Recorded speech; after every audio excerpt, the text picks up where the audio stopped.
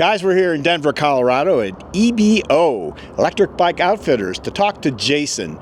Jason has a series of motors for your bikes and trikes that I think you will be interested in seeing. We're going to talk about how you can maintain them, what's inside of them, how they're installed, and how you can make sure that the motors you buy are quality. So let's step inside and talk to Jason right now.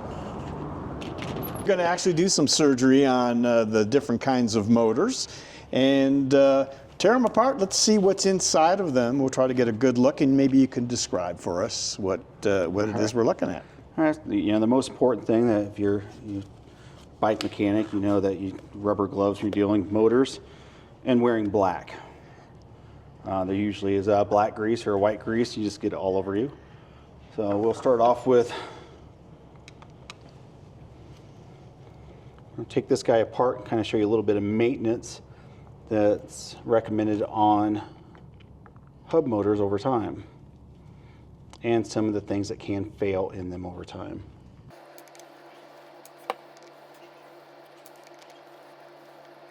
So one of the most important things a lot of people don't do, you're going to take all this hardware off.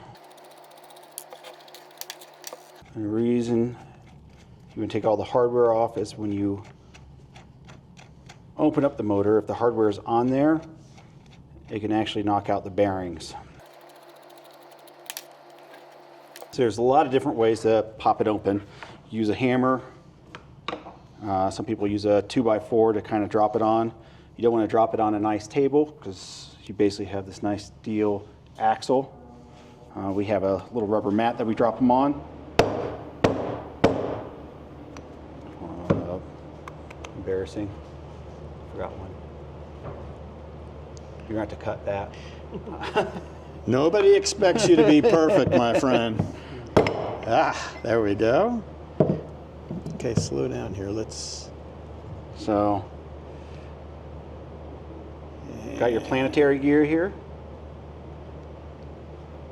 You got your speed sensor and 3 hall sensors. Copper wrapping.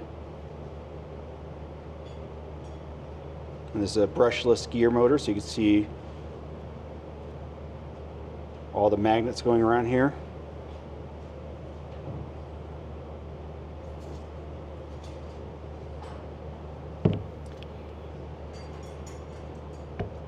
So you'll notice in your motors, when you take them apart, you'll have shims. So you want to make sure these shims stay in there. That keeps your motor from wobbling around. And so we're going to take this clip off here.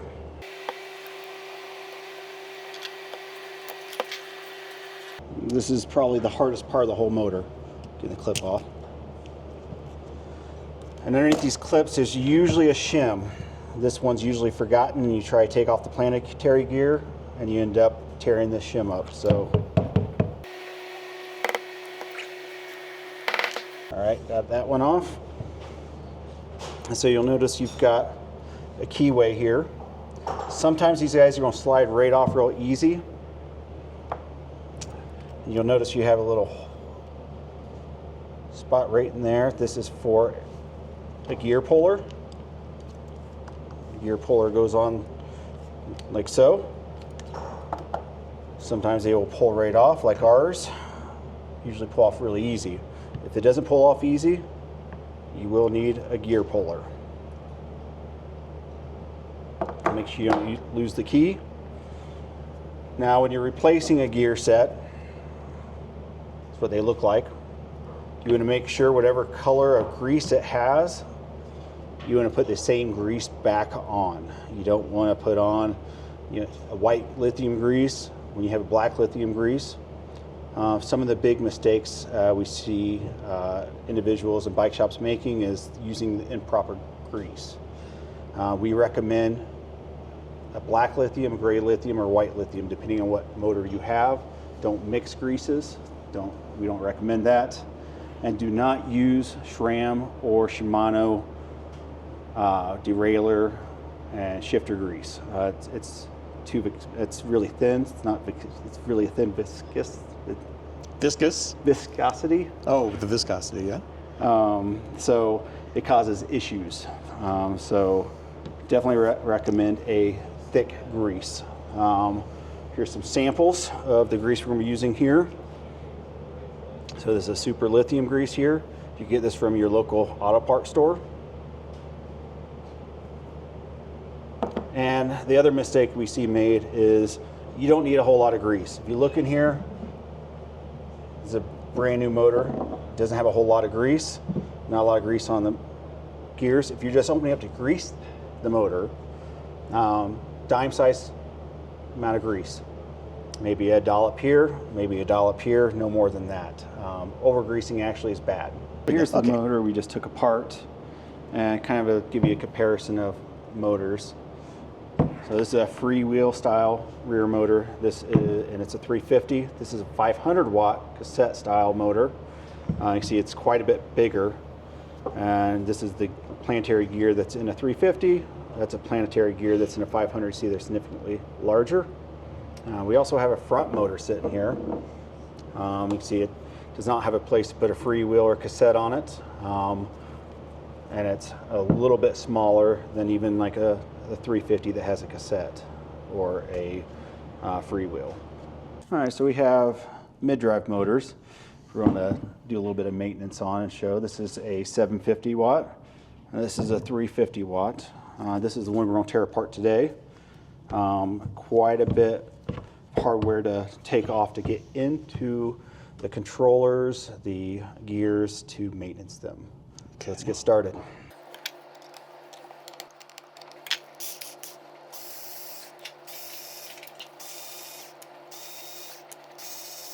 I recommend having a tray to put all the hardware in so you don't want to lose it.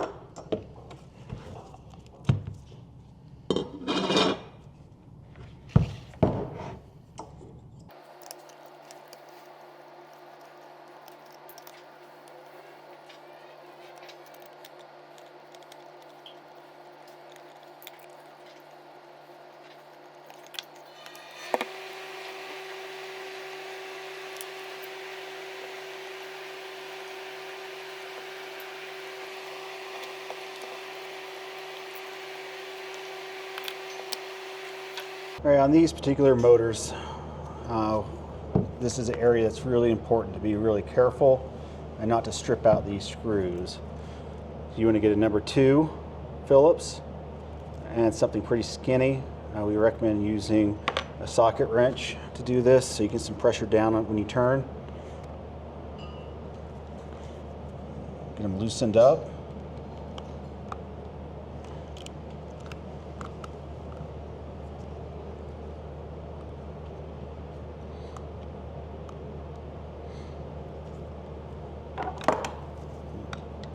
Then move to the screwdriver.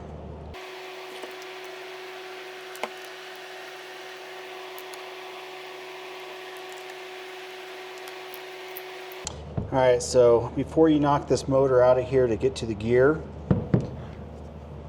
make sure you take off all the wiring. You don't want to screw up your wiring. And make sure you use the right screwdriver.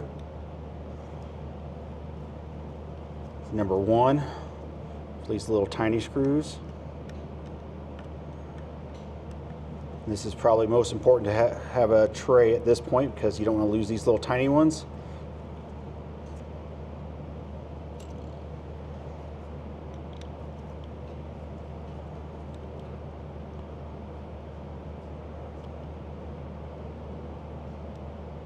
And these guys have little lock washers on them. Super small. Easy to lose. Make sure you put them in a tray.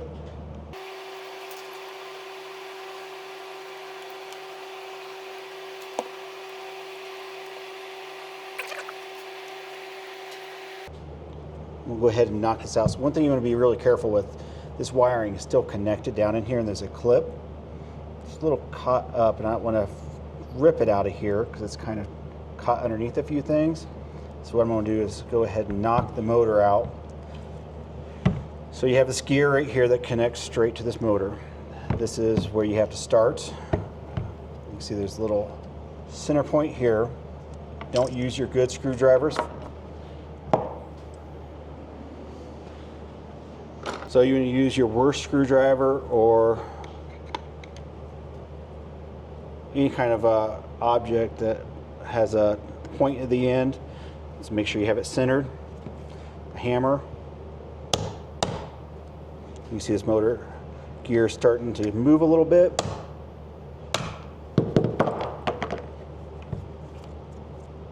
And there's that wire that was kind of caught up.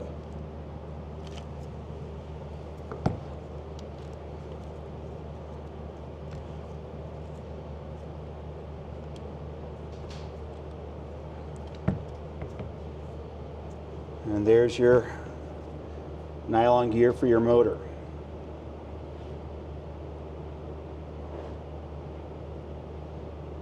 Let me get something to cut that.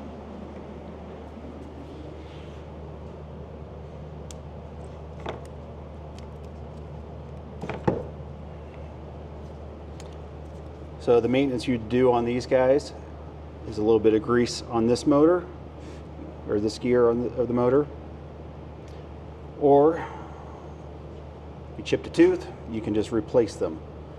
And there are different gears in these motors, so you want to match the same gear you have. It's blue, put a blue gear in it, white gear. Sometimes you'll see brass gears in them. We don't recommend doing the metal gears if they do strip. What ends up happening is it ruins the whole motor. If the nylon gear strip, you just replace the nylon gear and you have no issues with your motor. Jason, what's the difference between the white and the blue? Does that designate anything, those colors? Yeah, so this is a older model of nylon gears. This is a new model. They're being manufactured a little bit different today. It's all integrated into one piece, and it's a little bit higher quality plastic. The older ones are not integrated as one piece. They're a little bit easier to replace, less expensive, but not as good as the new models. Let's take a look at those together, can we? And when you say not integrated in one piece, you're talking about the metal parts. Yeah, the whole gearing system is right. integrated, where this guy is not. This piece is separate and slides out separate. This is all press fit together. Right. Okay. One thing, if you'll notice when you pull these guys out, this little copper washer is lost a lot. You want to make sure you don't lose parts as you're pulling it out. And then you'll notice inside here you have a little pressed bearing. You want to make sure that thing gets pressed back in before you put it back together. Another place that needs lubed is going to be this top side around the big metal gear.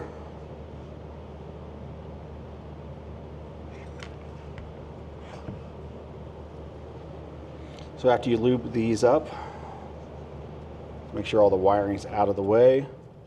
Use the exact same grease it has.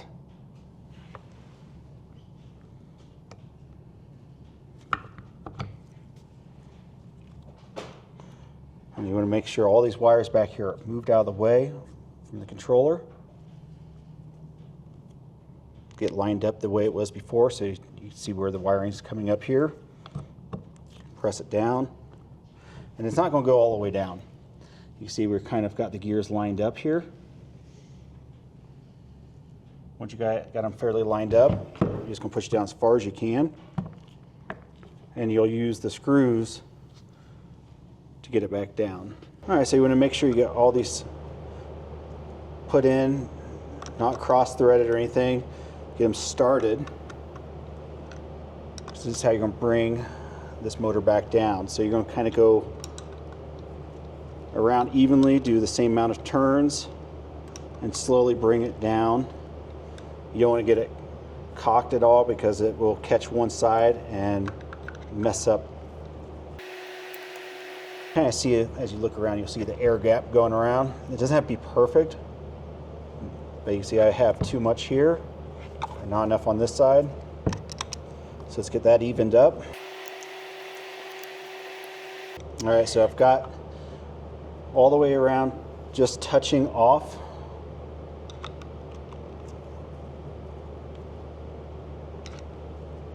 And now I'll start going around really slow, just a quarter turn all the way around to make sure it goes in even.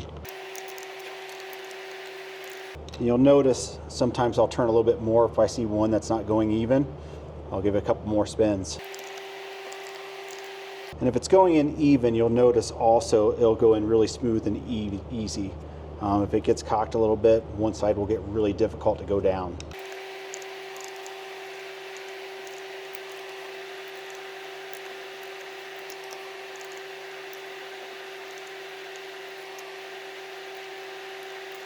All right, so once we get it snug, we're gonna go back to our socket wrench and just hit them softly. Don't strip them out.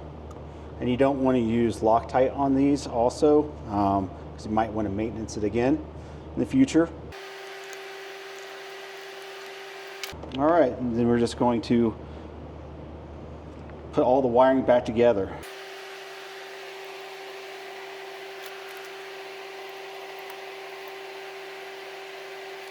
Make sure you put the phase wires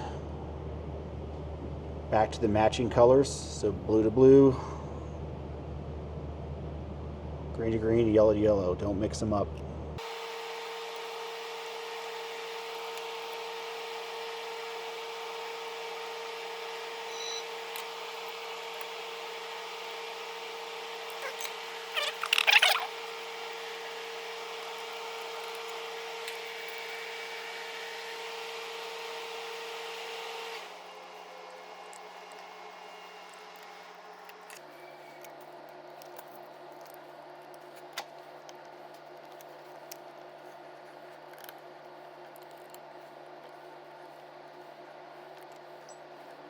All right, one thing you'll notice here, we have a little rubber seal here that waterproofs this guy.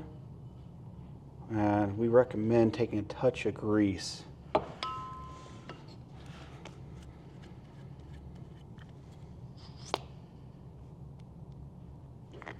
Can you show us what you're using? You could use any of the greases for this, any kind of oil or grease, and just kind of touch off all the way around the seal. Not a lot, but it's a little rubber seal. You want to make sure it seals well. Kind of the same thing you would do with the oil filter in a car.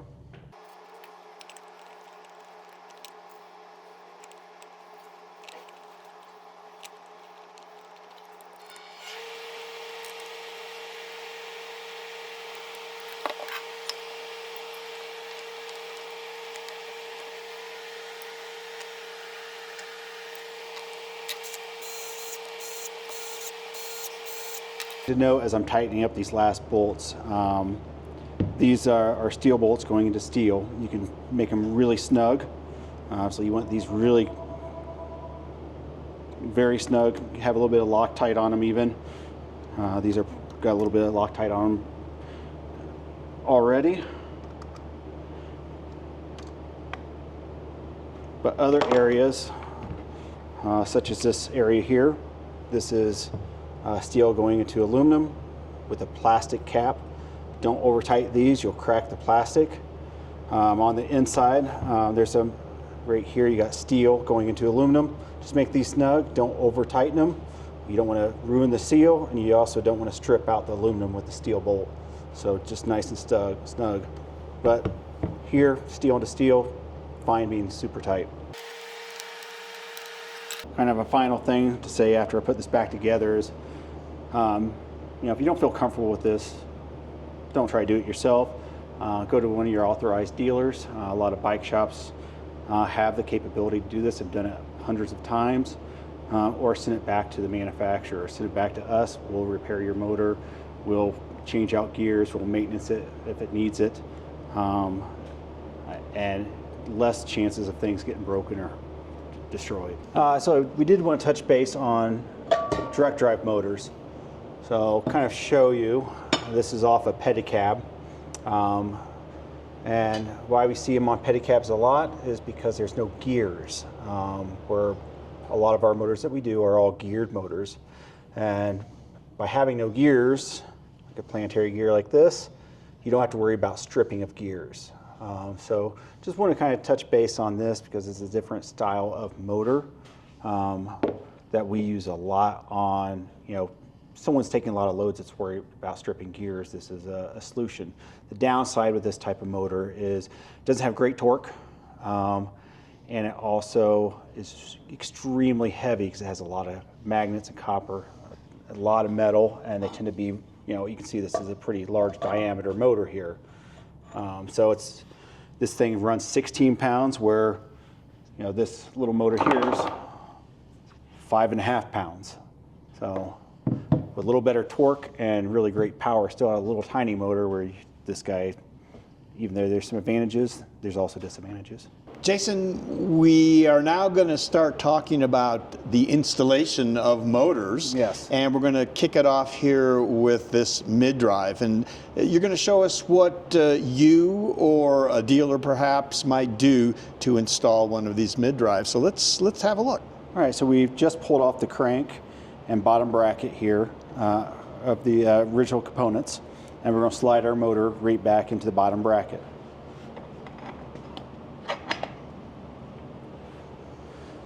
And before we get into all the installation here, you can see the wire we've already ran here. We're going to connect these guys here. Power wires run back to the battery. The battery's mounted here at the T-cycle mount. So we got the speed sensor attached already too right here. One thing you'll notice is there's a little arrow in the center. A lot of people want to attach it over here. And also you see there's spacers here to bring it out. So when you attach these, you may have to add spacers. You want it to be about 3/16 away from the sensor. It's about the furthest you want to be, and no closer than a 1/16. So plugging these guys in, and the system is pretty much all hooked up. Turn on the battery.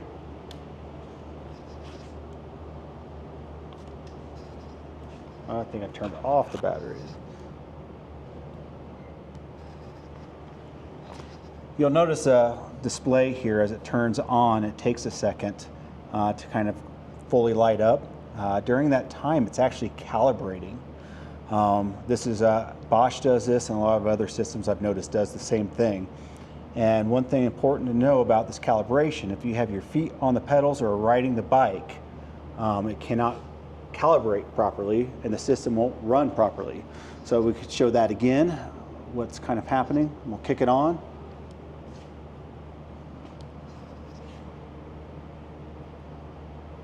And now it's calibrated. So it takes a few seconds, and if you're riding your bike and you kick it on, you're actually got weight on those pedals and moving it, so it's going to calibrate to that weight and not run quite right. It might feel like it has resistance, or it doesn't kick in as you're pedaling because it's needing more pressure to kick on the torque sensor. The next thing you'll notice here is our brakes. So these parking brakes have another wire coming out. This other wire is a safety cutoff. So you pull the brakes, it cuts all power to the motor. So the motor will not activate as the brakes are pulled. Now let's go ahead and show kind of the mounting of this motor. Okay.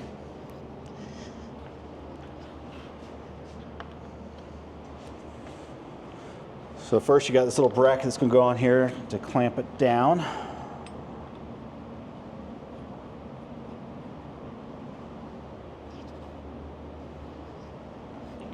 So you're going to have these spacers here. So these motors can do a 68 or a 73 millimeter.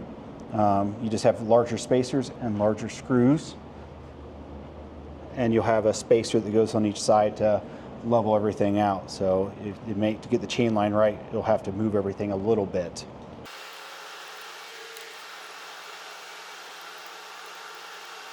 Special tool to put this on. We recommend a little bit of Loctite. Blue Loctite on this guy here. Now don't tighten it all the way up to start off. We want to get things aligned properly because we're going to put a safety strap on here. So this is our safety strap. What this does is you'll notice the motor can move. And what's going to happen if you start pedaling this thing and it doesn't have a safety strap, it's going to want to kick up. What that will do is pull your wire, bounce this around. So we don't want this motor to move.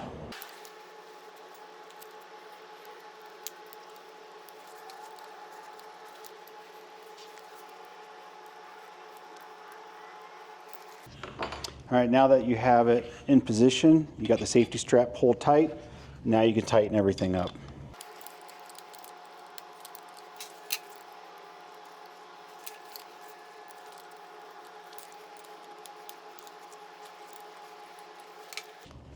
There you have it. Jason, we've had a look at the mid-drive and how you installed that, what it's about.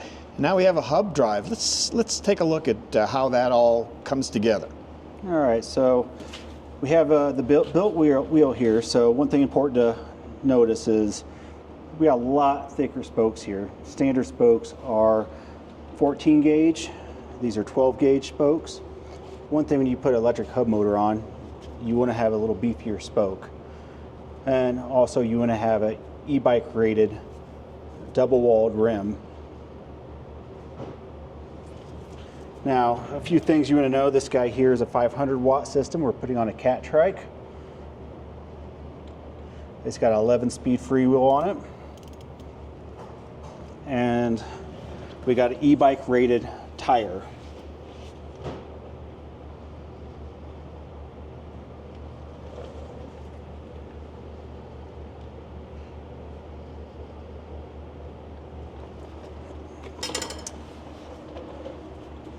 So the things you want to make sure you have straightened out before you put these on, all of the hub motors come with hardware for the axle. You want to make sure you put the hardware on properly, have the correct spacing, have it at 135 to go into the dropouts. This particular cat trike we have has a through axle. So if you notice, this hub motor here has a standard, like a quick release dropout. And with the through axle, what we had to do in this cat trike Max is put a through axle adapter on it so we can go from the through axle to a standard dropout. All right, let's go ahead and slide this motor in here and show you how to hook up the rest of the system.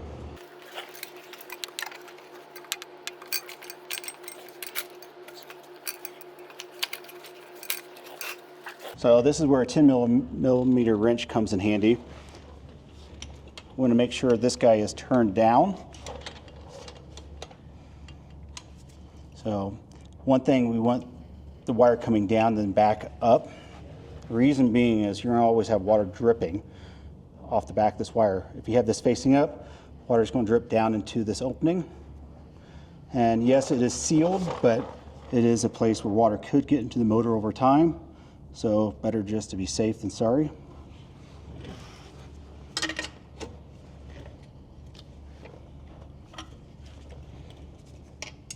And you can use a 10 millimeter wrench to line everything up before you drop it in.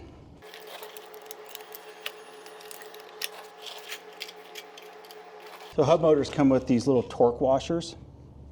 These are very important. Basically what they do is when the motor spins, you got a little bit of torque, adds a little more surface area in the dropout to handle that torque. On the non-drive side, we have a little custom torque arm that we're putting on.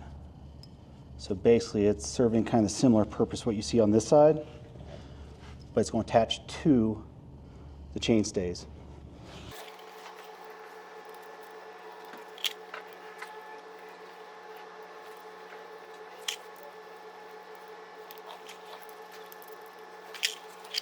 So we're going to snug these down a little bit.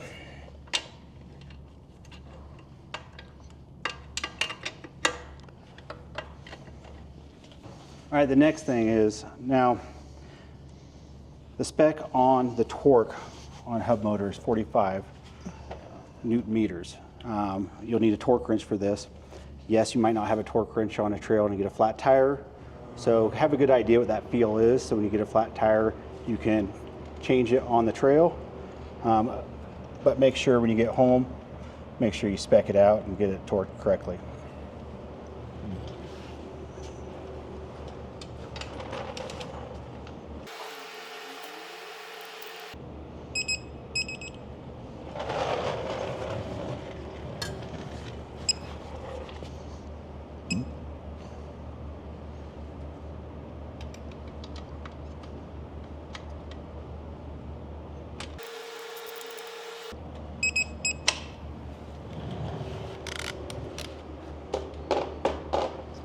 Okay, next thing you want to do, we got a little protective cap.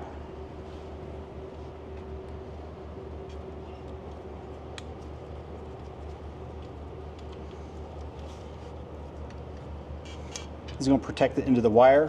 One of the things that could get damaged is the wire coming out of the axle. You're going to protect that as much as possible.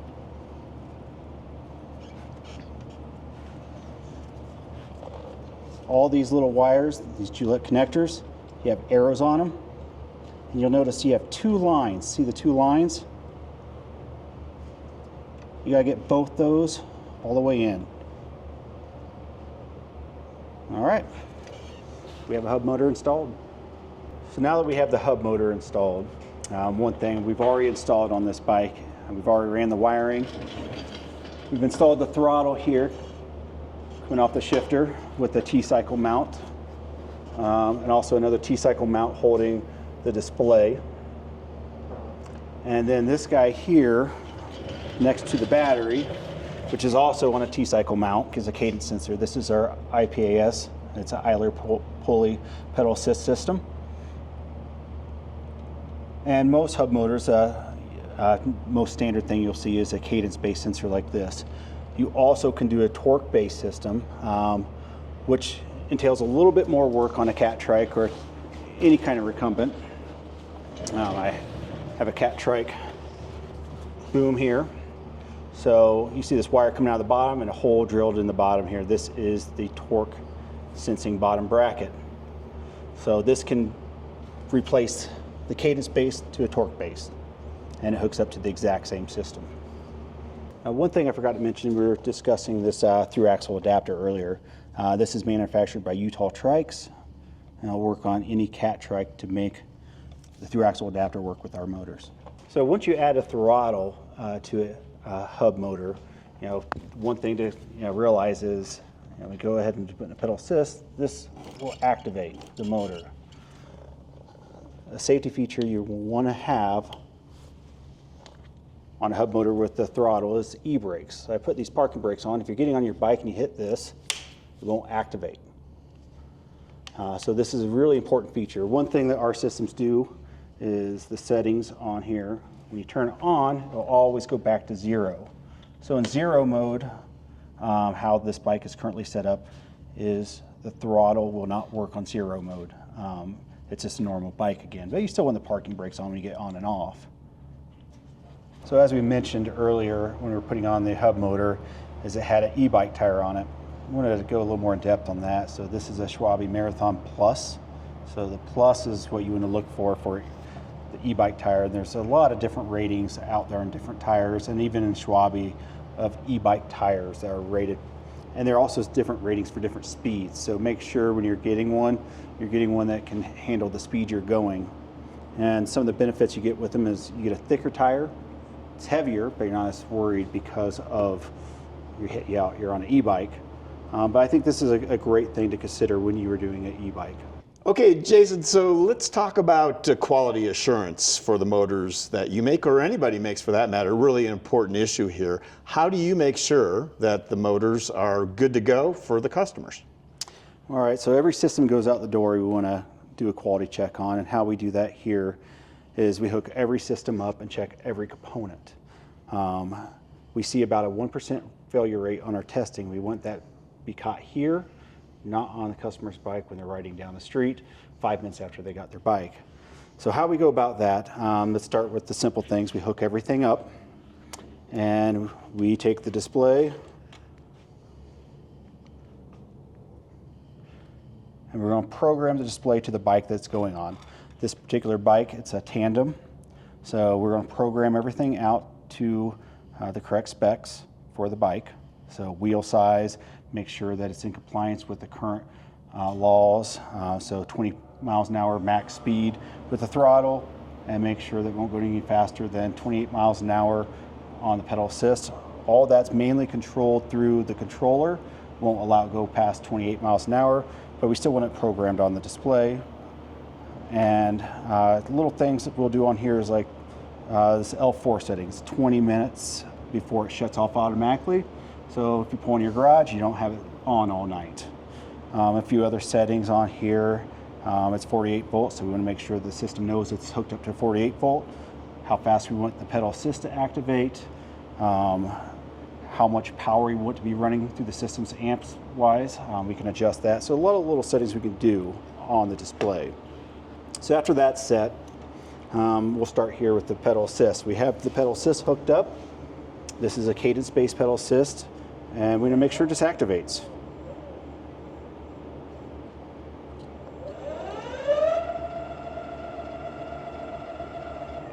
So that's activated. It's working properly. Next, we'll check the throttle. And as I was mentioning, 20 miles an hour max on the throttle. Move to the e-brakes. When you pull these brakes, it'll cut all power to the motor. And you'll see a little line here and a circle pop up. Check both brakes. So all the wiring we pulled for this bike is for a tandem. So we got to make sure all the wire lengths are the correct length. And then next we're going to go ahead and check the wheel. So this wheel's already been trued. Then we're going to move up this brake to the wheel. And this is how we're going to apply the torque. Worked pretty good. So we're going to activate this guy. And we're going to just apply the brakes. Run that wattage up.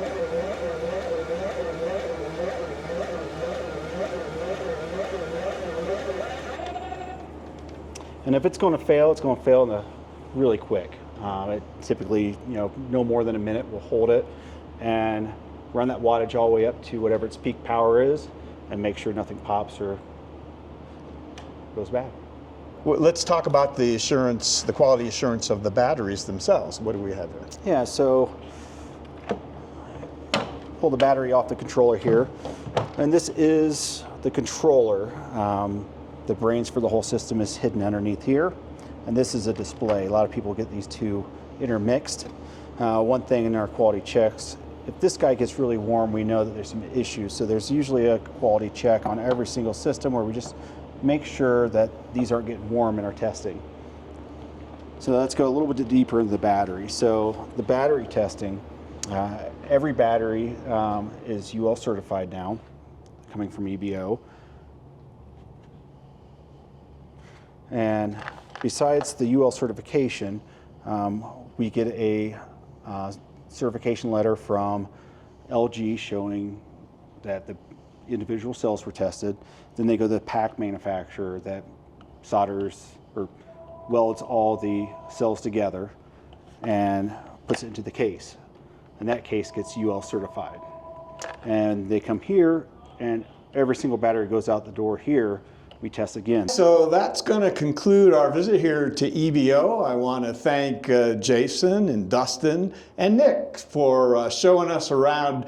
We learned so much today, guys. It was really interesting to see what you had to show us. So thanks for having us here. Yeah, thanks for coming. Yeah, it's fantastic having you here. Okay.